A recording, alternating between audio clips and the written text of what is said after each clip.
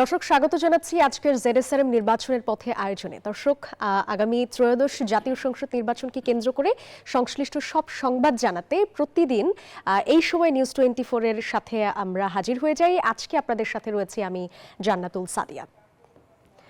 দর্শক প্রত্যেক দিন আমরা যেটি করে থাকি এই আয়োজনে একটি করে জেলা এবং তার সকল সংসদীয় আসনের তথ্য এবং আদ্যপান্ত আপনাদেরকে জানিয়ে থাকি এবং সেই সাথে সরাসরি যুক্ত হয়ে জানাই সেই জেলাটির বিভিন্ন দলের প্রার্থীদের প্রতিশ্রুতি এবং ভোটারদের প্রত্যাশার কথা। অনুষ্ঠানের আজকে আমরা জানবো আসন্ন ত্রয়োদশ জাতীয় সংসদ নির্বাচন উপলক্ষে নাটোর জেলার যত নির্বাচনী সংবাদ আছে সেগুলো আপনাদেরকে জানাবো। আর নাটোর জেলা নির্বাচনের সংবাদ জানাতে সরাসরি আমাদের সাথে যুক্ত হবেন আমাদের সহকর্মী মতিউর মর্তুজা। আপনাদেরকে একটু তার সাথে পরিচয় করে দিতে চাই। প্রথমেই আমাদের সাথে রয়েছেন সহকর্মী মতিউর মর্তুজা, আপনাকে স্বাগত জানাচ্ছি। কিছুক্ষণ পরেই আপনার কাছে আসছি মর্তুজা। দর্শক যেটি বলছিলাম যে আজকে আমরা নাটোর জেলার যে নির্বাচনী সংবাদ আছে সেটি আপনাদেরকে জানানোর চেষ্টা করে থাকব। নাটোর যেই আসনগুলো নিয়ে আসলে কথা হবে সেখানে আমরা দেখতে পাচ্ছি যে বিএনপির দুর্গখ্যাত যে আসনটি রয়েছে সেখানে এখন আসলে জামায়াতের যে প্রার্থী আছে তারাও কিন্তু আসলে ভাগ বসাতে চাচ্ছে।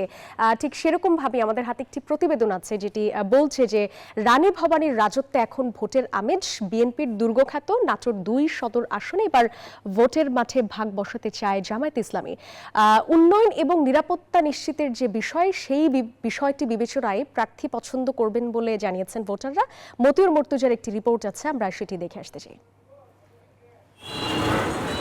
জীবনানন্দ দাশের বনলতা সেনের শহরে এখন ভোটের উত্তাপ। রানী ভবানীর আমলের হারানো ঐতিহ্য ফিরে আসবে এমন প্রত্যাশায় আছেন ভোটাররা। এই আসন থেকে বিএনপি মনোনীত প্রার্থী অ্যাডভোকেট রুহুল কুদ্দুস তালুকদার দুলু, জামায়াতের প্রার্থী অধ্যাপক ইউনুস আলী। নিজেদের দুর্গে ভোটার ধরে রাখতে মাঠ চষে বেড়াচ্ছেন বিএনপির প্রার্থী, আর বিএনপির দুর্গে ভোটের ভাগ বসাতে সমান তালে প্রচারণা চালাচ্ছেন জামায়াতের প্রার্থী। ভোটারদের মন জয় করতে উন্নয়নের নানা প্রতিশ্রুতি দিচ্ছেন তারা। নাটোরের মানুষের জীবনের জন্য সবচেয়ে গুরুত্বপূর্ণ যে জিনিসগুলো, বিশেষ করে গ্যাস, এই নাটোরের মানুষের অত্যন্ত প্রয়োজন। যারা শিক্ষিত যুবক যুবতী যারা চাকরি পায় না এই 15টা বছর, তাদের কর্মসংস্থান খুবই গুরুত্বপূর্ণ। তাদের প্রত্যেকটা ছেলে মেয়ের আমি কর্মসংস্থানের ব্যবস্থা করব, এটা আমার একটা প্রতিশ্রুতি। তারপর সর্বোপরি নাটোরে একটা বিশ্ববিদ্যালয় দরকার, সবচেয়ে ইম্পর্টেন্ট। নাটোরের জনগণ বিভিন্নভাবে নির্যাতিত, চাঁদাবাজি, দুর্নীতি, লুটপাট, সন্ত্রাস ইত্যাদির কবলে জনগণ অতিষ্ঠ। আমার দৃঢ় বিশ্বাস আমি নির্বাচিত হলে মানুষের কল্যাণ করব, ইনসাফ কায়েম করব এবং নাটোরকে শান্তিতে রাখবো ইনশাল্লাহ। ভোটাররা জানান যে প্রার্থী উন্নয়ন, কর্মসংস্থান এবং কৃষিভিত্তিক শিল্প প্রতিষ্ঠা করবেন এমন প্রার্থীকেই বেছে নেবেন তারা। ভালো রাস্তাঘাটের প্রয়োজন পাড়া মহল্লায়। তারপরে যে আমরা সাধারণ মানুষ যারা এরা আমরা চাই শান্তি।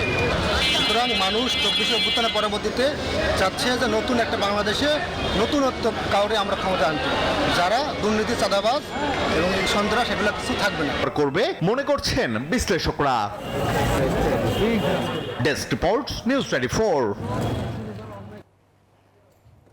দর্শক নাটোরের যেই প্রতিবেদনটি সেটি আমরা দেখছিলাম। মতিউর মর্তুজা আমাদের জন্য যেই প্রতিবেদনটি আসলে করেছেন সেটি, যেখানে বলা হচ্ছে যে নাটোর যে 2 আসন সেই বিষয়টি নিয়ে আসলে আমরা জানাচ্ছিলাম আপনাদেরকে।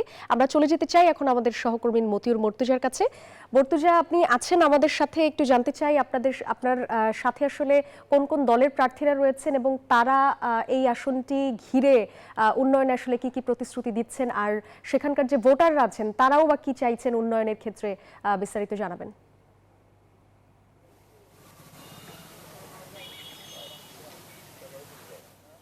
সাদিয়া, আমরা আছি নাটোর সদর 2 আসনে। এটি এই মুহূর্তে নাটোর উত্তরা গণভবনের সামনে আমরা অবস্থান করছি। আমাদের সাথে আছেন বিএনপি মনোনীত প্রার্থী অ্যাডভোকেট রুহুল কুদ্দুস তালুকদার দুলু এবং জামাতে ইসলামী মনোনীত প্রার্থী অধ্যাপক ইউনুস আলী। আমরা ভোটারদের সঙ্গে কথা বলেছি, তারা যেমনটি বলছেন যে কর্মসংস্থান সৃষ্টি এবং নাটোরের যে হারানো ঐতিহ্য রানী ভবানীর আমলে সেই ঐতিহ্য ফিরিয়ে আনার বিষয়ে কিন্তু তারা কথা বলেছেন আমাদের সাথে। তো আমরা প্রার্থীদের কাছে সাথে কথা বলবো, তারা কি প্রতিশ্রুতি দিচ্ছেন সেটি শুনবো। আমরা প্রথমেই বিএনপি মনোনীত প্রার্থী অ্যাডভোকেট রুহুল কুদ্দুস তালুকদার দুলুর কাছে যাব। আসলে তার কাছ থেকে আমরা জেনে নিতে চাইবো যে ভোটাররা যেমনটি বলছিলেন যে হারানো ঐতিহ্য ফিরিয়ে আনতে চান তারা, তাদের মনোনীত প্রার্থীদের কাছ থেকে এই বিষয়ে আপনি কি পদক্ষেপ নেবেন?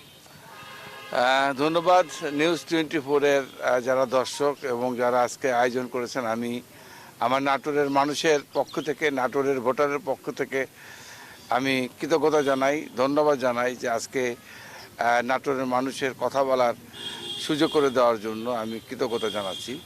তো আজকে যে প্রশ্নটা করেছেন, আসলে নাটোর একটা ঐতিহ্যবাহী, নাটোর এই শহর যখন এই রানী ভবানী, রাজা কবি জীবনানন্দ, বনলতা সেন, আজকে একটা ঐতিহ্যবাহী একটা শহর, যখন কলকাতা শহরের জন্ম হয় নাই তখন এই নাটোর শহর ছিল। যে কারণে হোক, লিডারশিপের ভুলের কারণে বা নেতৃত্বের অভাবের কারণে এই নাটোরটা পিছিয়ে আছে। তো আমরা বিশ্বাস করি যে দীর্ঘ দিন আমরা ক্ষমতার বাইরে ছিলাম, একটা ফ্যাসিস্ট সরকার রাষ্ট্রীয় ক্ষমতা ছিল। আজকে আপনারা দেখছেন এই যে উত্তরা গণভবন, এটা বাংলাদেশের একটা ঐতিহ্য, অথচ এই আজকের বিলীন হওয়ার পথে। আজকে রানী ভবানী যে বাড়িটা আছে, এতে সংস্কারের অভাবে আজকে ধ্বংসের দ্বার প্রান্তে। আজকে এই জিনিসগুলো আপনারা জানেন যে পার্শ্ববর্তী রাষ্ট্র যারা, তাদের সে মুঘল সাম্রাজ্য, বাবর সম্রাট আকবর, তাদের এই ঐতিহ্যগুলো ধরে রেখেছে।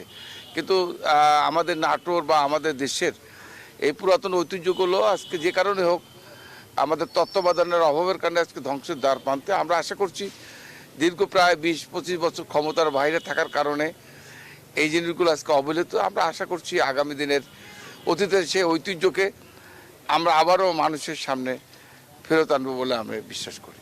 ধন্যবাদ আপনাকে। যেমনটি বলছিলেন, আমরা একটু জামাত ইসলামী মনোনীত প্রার্থী অধ্যাপক ইউনুস আলী, তার কাছেও যেতে চাই যে আপনি কি প্রতিশ্রুতি দিচ্ছেন বা ভোটারদের সাড়া কেমন পাচ্ছেন? আসসালামু আলাইকুম ওয়া রাহমাতুল্লাহ। আলহামদুলিল্লাহ, আমরা জনগণের কল্যাণের জন্য, জনগণের মুক্তির জন্য, জনগণকে শোষণের হাত থেকে বাঁচানোর জন্য, সন্ত্রাস, চাঁদাবাজি, দুর্নীতির হাত থেকে বাঁচানোর জন্য আমরা কাজ করে যাচ্ছি। একটা ইনসাফপূর্ণ সমাজ এই জাতিকে আমরা উপহার দিতে চাই। তো আমি জনগণের মাঝে যাচ্ছি, আল্লাহ তাআলা অশেষ মেহেরবানি, জনগণের মধ্যে একটা টেন্ডেন্সি, পালস, সেটা হচ্ছে জনগণের পরিবর্তন চায়। দীর্ঘদিন শোষণ, বঞ্চনা এবং যেটা দুর্বৃত্তায়ন, বিশেষ করে বৈষম্যের শিকার বাংলাদেশের জনগণ তথা নাটোরের জনগণ, তারা একটা পরিবর্তন চায়, একটা শোষণমুক্ত সমাজ চায়, ভালো কিছু চায়, শান্তিতে বসবাস করতে চায়। আমার দৃঢ় বিশ্বাস, আমরা জনগণের সেই পালস বুঝেছি এবং আমরা সেই লক্ষ্যে কাজ করে যাচ্ছি। আগামীতে আল্লাহ তৌফিক দিলে আমরা জনগণের সে আশা পূরণ করতে পারবো ইনশাল্লাহ। কথা বলছিলাম আমরা প্রার্থীদের সঙ্গে, তারা জানাচ্ছিলেন তাদের প্রতিশ্রুতি। আমরা কিছুক্ষণ আগে বক্তব্যে যেমন শুনছিলাম যে নাটোরে কর্মসংস্থান চান নাটোরের ভোটাররা, সেই সাথে হারানো ঐতিহ্য ফিরে চান। একই সাথে শিল্পায়নের কিন্তু একটি দাবি রয়েছে এই এলাকার ভোটারদের, যেন কৃষিভিত্তিক একটি শিল্প অঞ্চল প্রতিষ্ঠা করা হয় এবং একটি বিশ্ববিদ্যালয় প্রতিষ্ঠার কথাও কিন্তু নাটোরের ভোটাররা আমাদেরকে জানিয়েছিলেন। যেমনটি কিন্তু প্রার্থীরাও তাদের প্রতিশ্রুতিতে জানিয়েছিলেন যে এই এলাকায় একটি বিশ্ববিদ্যালয় তারা প্রতিষ্ঠা করতে চান। সব মিলে রানী ভবানীর এই শহরে এখন ভোটের আমেজ, যে ভোটাররা ভোটের যে উত্তাপ, সেই উত্তাপ ছড়িয়ে পড়েছে। প্রার্থীরা কে জিতবে, কে হারবে, কে কেমন ভোট পাবে, এই ধরনের কিন্তু একটু হিসাব নিকাশ চলছে চায়ের দোকানে, হাটে, মাঠে ঘাটে, সবখানেই। সব মিলে এই ভোটের উত্তাপ চলবে এবং চূড়ান্ত যে প্রার্থী ভোটাররা কিন্তু আমরা কিছুক্ষণ পরে আপনার সাথে আবারও যুক্ত হব। দর্শক, আমাদের সাথে এতক্ষণ ধরে ছিলেন আমাদের সহকর্মী মতিউর মর্তুজা, আমরা তার সাথে আবারও যুক্ত হব। আপনারা দেখছেন জেরুজালেম নির্বাচনের পথে। এই পর্যায়ে আমরা একটা বিরতি নিতে চাই, ফিরছি আবার।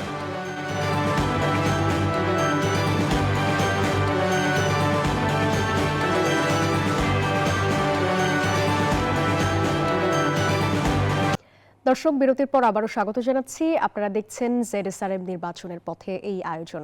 দর্শক, আমরা যেটি আসলে আজকে আলোচনা করছিলাম নাটোর 2 যেই সদর আসন সেটি নিয়ে আলাপ করছিলাম। সেখানে আমরা দেখতে পাচ্ছি যে বিএনপি এবং জামায়াত 2 দলেরই প্রার্থী রয়েছেন এবং তারা উন্নয়ন করার ব্যাপারে সেই আসনে আসলে বেশ আশাবাদী। আমরা আরেকটু আমাদের সহকর্মী মতিউর মর্তুজা তার কাছেই চলে যেতে চাই।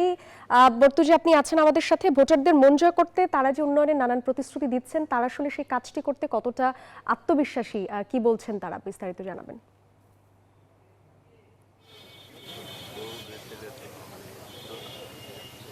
সাদিয়া, যেমনটি বলছিলাম, আমাদের সাথে প্রার্থীরা রয়েছেন, তারা নানা প্রতিশ্রুতি দিচ্ছেন। আমরা আরও প্রার্থীদের সঙ্গে কথা বলবো। আমরা বিএনপি মনোনীত প্রার্থী অ্যাডভোকেট রুহুল কুদ্দুস দুলুর কাছে আবারও যেতে চাই যে এই আসনে আপনি দীর্ঘদিন সংসদ সদস্য ছিলেন, বিএনপির দুর্গ হিসেবে পরিচিত সমগ্র রাজশাহী অঞ্চল, আসলে প্রতিদ্বন্দ্বিতা হবে কেমন?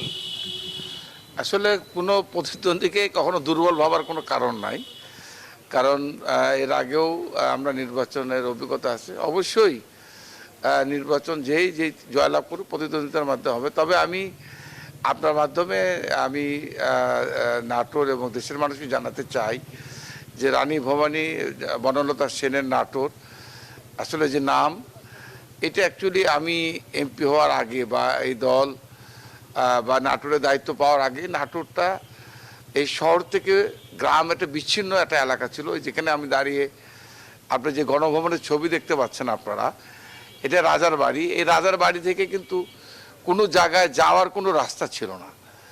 আমি প্রথম যখন এমপি হই তখন এই যে জায়গায় আমি দাঁড়িয়ে আছি, এই গ্রামের, এই ইউনিয়নের, এই এলাকার এমন কোনো রাস্তা নাই যে রাস্তাগুলো আমি পাকা রাস্তা নির্মাণ করি না। প্রত্যেকটা রাস্তা গ্রাম থেকে গ্রামের সাধারণ মানুষ সরাসরি বৃষ্টি বাদলা খরা ধুলা বালি ঝড় ঝান্ডা যে কোনো সময় যে কোনো অবস্থায় নাটোরের মানুষ পাকা রাস্তায় করে শহরে বা এই গণভবনের সামনে বা শহরে আসতে পারে। এই কাজগুলো আমি এমপি হওয়ার আগে কখনো ছিল না। এবং সর্বোপরি এমপি হওয়ার আগে বা পরে যে রাস্তাগুলো হয়েছে এবং বিদ্যুৎ, এই বিদ্যুৎগুলো প্রতিটা ঘরে ঘরে, নাটোরের এমন কোনো এরিয়া নাই, এমন কোনো বাড়ি নাই যেখানে বিদ্যুতের আলো পৌঁছে নাই। তো আমি এই জিনিসগুলো পরবর্তীকালে যখন আমরা সরকার আছি 2001 থেকে 6 এমপি থাকা আগে বিরোধী দল এমপি থাকা অবস্থা করেছিলাম, পরবর্তী সরকারে এসে এই কাজগুলো সম্পন্ন করি। এবং আমার পরবর্তী পদক্ষেপ ছিল বাংলাদেশের মানুষের সবচেয়ে গুরুত্বপূর্ণ যে কাজটা হচ্ছে রাস্তা এবং বিদ্যুৎ এবং কর্মসংস্থান। আমি কর্মসংস্থানের পদক্ষেপ যখন নেব, আপনারা সবাই জানেন পরবর্তীকালে 111 এসে এবং 2008, 14 এবং 2024 এই দীর্ঘ সময় আমরা রাষ্ট্রীয় ক্ষমতার বাইরে থাকার কারণে সে সময় এই কাজগুলো আমরা পদক্ষেপ নিতে পারি নাই। আমরা আমাদের শাসন আমলে কর্মসংস্থানের জন্য, নাটোরের ছেলে মেয়েদের শিক্ষার জন্য, বেকারত্ব দূরের জন্য সে সময় পার্টেক্স নিয়ে এসেছিলাম। পার্টেক্সের কাজ শুরু করেছিলাম এবং সেখানে প্রায় 13-14 হাজার 15 হাজার লোক চাকরি করে, কর্মসংস্থান হচ্ছে। পার্টেক্সটার আওয়ামী লীগের শাসন আমলে আলোর মুখ দেখে না। প্রায় 400-500 বিঘা জমি কিনে দিয়েছিলাম, প্রাচীরও করতে পারে নাই। তা আজকে আমরা নাটোরের মানুষকে এটুকু প্রতিশ্রুতি দিতে চাই যে আগামী দিনে যদি আমরা রাষ্ট্রীয় ক্ষমতা আসি, বিশেষ করে নাটোরে গ্যাস, আজকে গ্যাসটা ভেরি ইম্পর্টেন্ট। আপনারা জানেন যে গ্যাসটা নাটোর দিয়ে রাজশাহী গেছে, রাজশাহীর লোকরা গ্যাসের যে সুযোগ সুবিধা তারা ভোগ করছে, আর নাটোরের মানুষ সেই গ্যাস থেকে বঞ্চিত। আমি কথা দিয়েছি, আল্লাহ যদি আমাদের ক্ষমতা নিয়ে আসে, অবশ্যই ক্ষমতা আসার সাথে সাথে যত তাড়াতাড়ি পারি আমি নাটোরের মানুষকে গ্যাস পৌঁছে দেবো এবং পরবর্তীকালে এই গ্যাসের মাধ্যমে নাটোরের মানুষের কর্মসংস্থান এবং সবচেয়ে যে জিনিসটা ইম্পর্টেন্ট, যে মানুষের নিরাপত্তা, মানুষের শান্তি, যেটা গত 17 বছর ছিল নাটোর হচ্ছে সন্ত্রাসীর অরণ্যভূমি, চরণভূমি। এই জায়গা থেকে নাটোরকে একটা শান্তি নাটোর, সুন্দর নাটোর, একটা বসবাস উপযোগী একটা নাটোর করবে। এবং সর্বোপরি আমি যেটা মনে করি এখানে একটা বিশ্ববিদ্যালয় দরকার, এখানে এগ্রিব্যাস। আমরা একটু জামাতের মনোনীত প্রার্থীর কাছে যেতে চাই যে আসলে বিএনপির দুর্গ হিসাবে পরিচিত এই এলাকা দীর্ঘদিন থেকে, আসলে জামাত কতটা সুবিধা করতে পারবে? ধন্যবাদ।